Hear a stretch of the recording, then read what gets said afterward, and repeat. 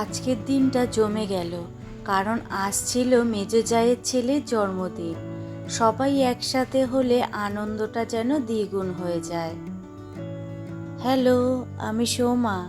গৃহিণীর রাই চ্যানেলে তোমাদের সবাইকে জানাই অনেক স্বাগত। এই শাড়িটা বের করেছি, অনেক পুরনো শাড়ি। এই শাড়িটা পরেই আজ যাচ্ছি।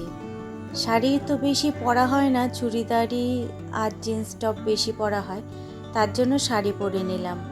আর এই যে গিফটের ব্যাগের মধ্যে আবার নিয়েছি রায়ের ড্রেস।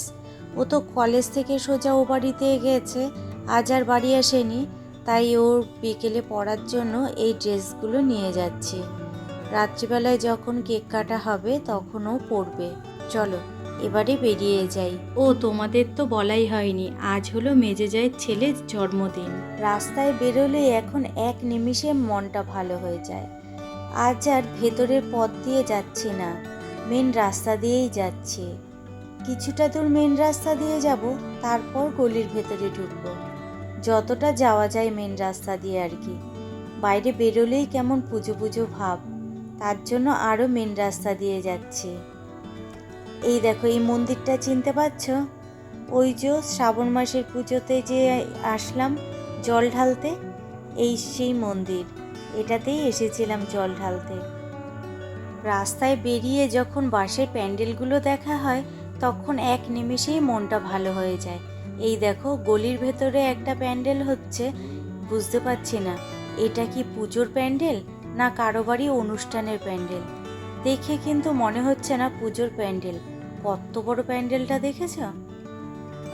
এক বন্ধু জিজ্ঞাসা করেছ আমার বাড়ি কোথায়। আমার বাড়ি কলকাতা বাগুইআটিতে। আমাকে সেই সকালবেলায় আসতে বলেছিল, কিন্তু আমি এসেছি একদম সন্ধেবেলায়।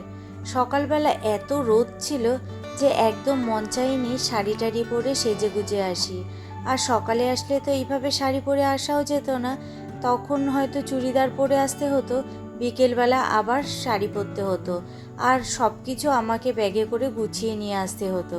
তার জন্য ভাবলাম একবারে রেডি হয়ে যাব, কোনো ব্যাগ তাহলে বইতে হবে না।